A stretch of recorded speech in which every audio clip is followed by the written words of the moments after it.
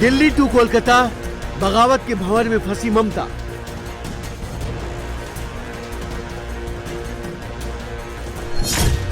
पहले टूटे एमएलए 58, अब एमपी 20, दीदी के हाथ से निकली टीएमसी।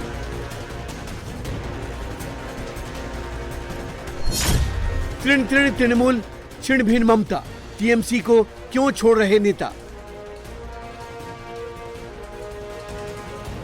टीएमसी सांसद शताब्दी रॉय के दिल्ली आवास पर हलचल और सीएम शुभेंदु के साथ टीएमसी के बागी सांसदों की मीटिंग के बाद टीएमसी के सांसदों की बगावत की बात खुलकर सामने आ चुकी है। टीएमसी सांसद काकोली घोष ने दावा कर दिया है कि पार्टी के 20 सांसदों ने एनडीए को सपोर्ट करने का फैसला किया है। सांसदों के सिग्नेचर वाली चिट्ठी तैयार है। टीएमसी के ये सांसद जल्दी ही स्पीकर से मुलाकात कर उन्हें अपने फैसले की जानकारी देंगे।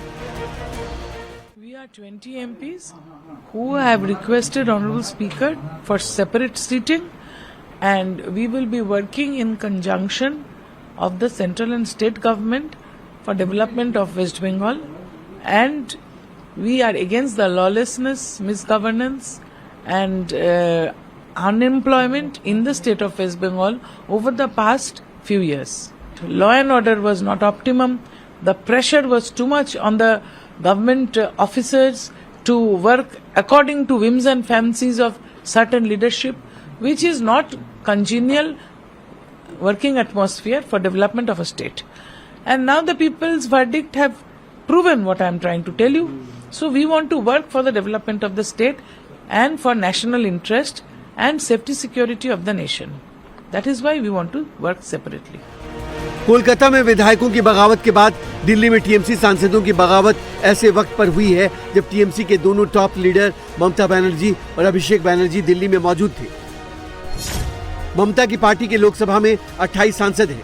पार्टी से अलग होने के लिए 2/3 यानी 19 सांसदों का एक साथ आना जरूरी है, लेकिन पार्टी के खिलाफ जाने वाले सांसदों के गुट ने 20 सांसदों का दावा किया है। पहले तो तृणमूल कांग्रेस के नेता एमपीज की बगावत को हवाई बता रहे थे, लेकिन सोमवार को टीएमसी के कुछ सांसदों ने जब शुभेंदु अधिकारी की मौजूदगी में केंद्रीय मंत्री भूपेंद्र यादव से मुलाकात की तो बगावत की बात कंफर्म हो गई।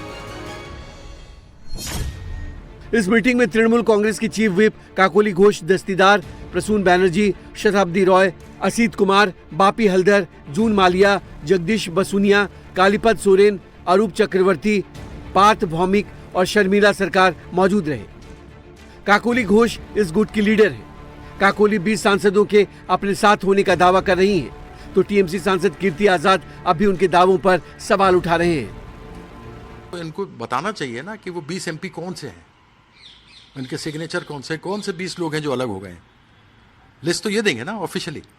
अब कहने के लिए तो मैं उड़ा दूं हवा के 22 एमपी मेरे साथ हैं, तो मुझे बताना तो पड़ेगा ना 22 कौन है। कोई भी कुछ कह सकता है, 28 में 22 मेरे पास है, 23 मेरे पास है, मैं बोल दूं तो।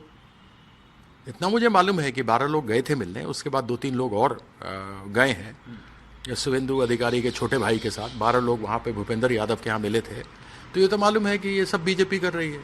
वहाँ पे शुभेंदु अधिकारी भी आए हुए थे, पहले से बैठे हुए थे, और 12 एमपी गए हैं शुरू में। चिट्ठी में 20 लोगों ने हस्ताक्षर किया है। 20 लोगों साथ थे, जो कह रहे हैं वो वहाँ नहीं थे, इसलिए जो फजूल की बातें को मैं जवाब नहीं दूंगी। काकोली घोष ने यह भी कहा कि उन्होंने जो फैसला लिया है उससे वो पीछे नहीं हटेंगी, चाहे इसके लिए उन्हें जो भी करना पड़े। मैं 84 से ममता बनर्जी के साथ हूँ और 96 से लेकर 2001 तक 2005 में काउंसिलर इलेक्शन में मुझे लड़ाया, मैं लड़ गई। और किसके खिलाफ लड़ी? वहां तब वामफ्रंट थे, कहीं चीफ मिनिस्टर के खिलाफ, कहीं चीफ व्हिप के खिलाफ, कहीं मेयर के खिलाफ। मैं तो लड़ते लड़ते यहाँ आई हूँ। मेरे, आप जानते कि नहीं है मुझे पता नहीं, मेरे मामा जी, खुद का मामा, ये 5 दफे का सांसद थे, 5 या 7 दफे राज्यसभा लोकसभा मिलाकर कम्युनिस्ट लीडर थे। और मेरे जेठ जी पश्चिम बंगाल में मंत्री रह चुके। मेरा दादाजी फ्रीडम फाइटर थे, स्वतंत्रता सेनानी। मेरा पिताजी भी लड़ते लड़ते मरे। मैं उस फैमिली से हूँ। मेरा सर कटेगा लेकिन झुकेगा नहीं। मैं बहुत सह लिया। ऐसा जो विश्वासघात बोलता है उनको ये याद रखना चाहिए कि मैं 2011 में ममता बनर्जी मुख्यमंत्री बनने के बाद यहाँ नहीं आई। मैं 40 साल से यहाँ लड़ रही हूँ। टीएमसी सांसदों की बगावत के बीच ममता की सांसद महुआ मोइत्रा ने सोशल मीडिया पर यूसुफ पठान को लेकर विवादित पोस्ट किया और कहा कि वो भी बीजेपी के संपर्क में है। लोकसभा के 20 सांसदों की बगावत के बाद राज्यसभा से भी ममता बनर्जी के लिए बुरी खबर है। टीएमसी के राज्यसभा एमपी सुखेंदु शेखर रॉय ने इस्तीफा दे दिया। सुखेंदु शेखर लगातार तीसरी बार राज्यसभा के मेंबर थे। वहीं कोयल मलिक के भी इस्तीफे की अटकलें हैं। जनता इतना खपा क्यों हो गए, इसके लिए कोई भी पोस्टमार्टम पार्टी का अंदर नहीं हुआ। पिछले 15 साल जब सत्ता में जो लोग थे, कोई मंत्री, कोई पंचायत के लीडर, कोई काउंसिलर, कोई मेयर वगैरह वगैरह, तो ये लोग के आसपास जाना मुश्किल था। उन लोगों का पैर धरती पे नहीं था। तो आम जो हमारे ये वर्कर्स है, उनका बात सोचिए, जिन्होंने अपना खून और पसीना दे के पार्टी को मजबूत किया। बरसों से उन्होंने लड़ाई किया वाम मोर्चा के खिलाफ। वो लोग पीछे चले गए। दलाल लोग, चोर, डकैत, रेपिस्ट, ये लोग सब सामने आ गया। अभी तो सब निकल रहा है ना, टीवी पर दिखाई दे रहा है। गांव में सबसे बड़ा मकान किसका है? पंचायत का नेता का। दिल्ली में हुई ताजा घटनाक्रम के बाद कुल मिलाकर अब तृणमूल कांग्रेस 3 गुटों में बंटी नजर आ रही है। एक गुट ममता बनर्जी और अभिषेक बनर्जी का है, दूसरा गुट काकोली घोष दस्तगीर की अगुवाई वाले तृणमूल कांग्रेस के सांसदों का है और तीसरा गुट बंगाल विधानसभा में तृणमूल कांग्रेस के विधायकों के नेता ऋतव्रत बनर्जी का है। हालांकि ममता बनर्जी के गुट की तरफ से ऋतव्रत बनर्जी के गुट को मान्यता देने के खिलाफ कलकत्ता हाईकोर्ट में याचिका दायर की गई है।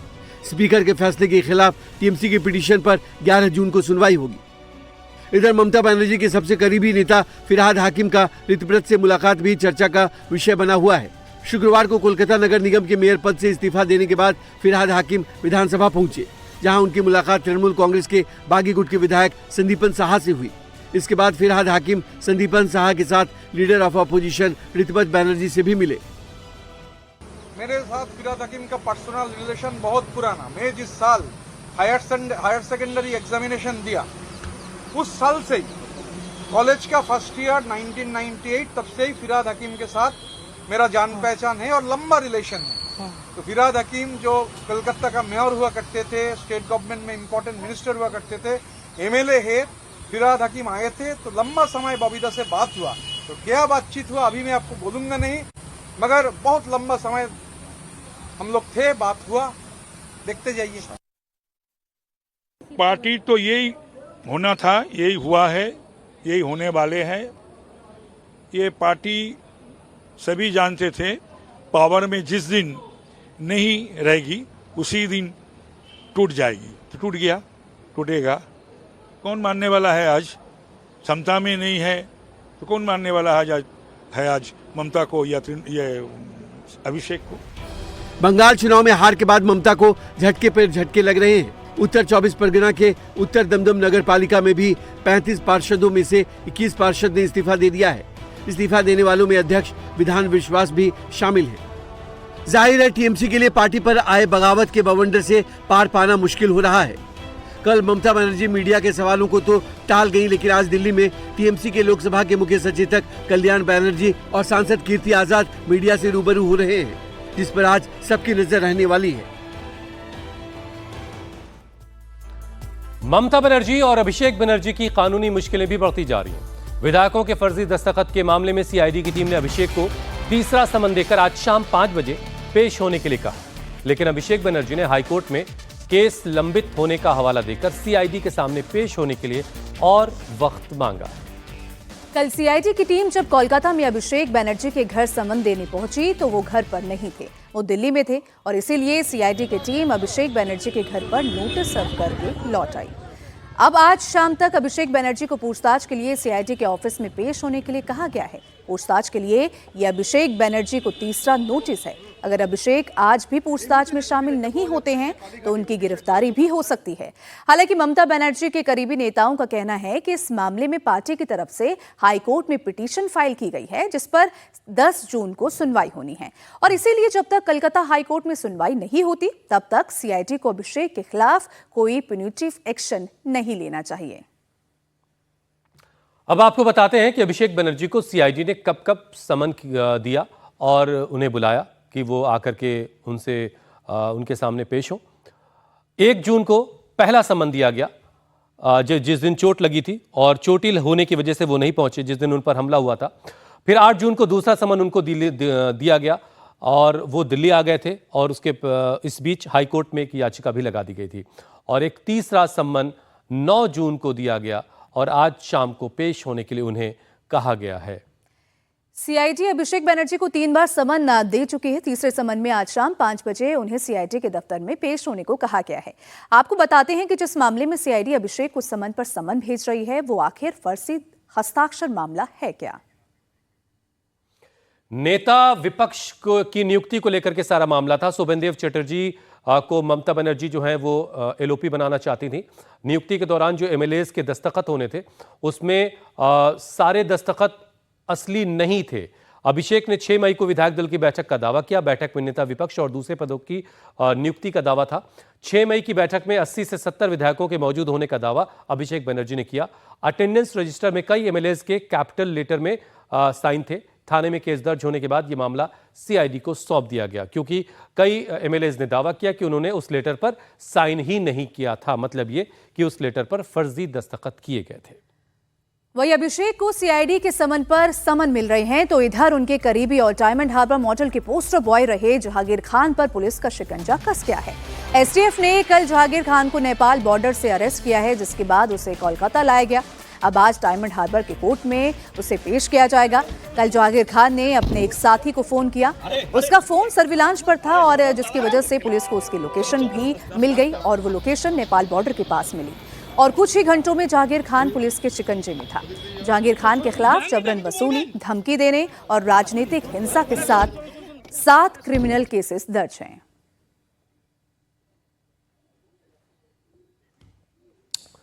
जहांगीर खान को टीएमसी के जनरल सेक्रेटरी अभिषेक बनर्जी का करीबी माना जाता है। वो फाल्ता विधानसभा सीट से तृणमूल कांग्रेस के उम्मीदवार थे। कैंपेन के दौरान पुष्पा फिल्म का डायलॉग मारते थे, पुष्पा झुकेगा नहीं। लेकिन इस सीट पर बाई इलेक्शन के बाद से जहांगीर खान फरार थे। कल जैसे ही जहांगीर खान की गिरफ्तारी की खबर आई वैसे ही बीजेपी कार्यकर्ताओं ने फाल्ता में जहांगीर खान के ऑफिस में तोड़फोड़ शुरू कर दी।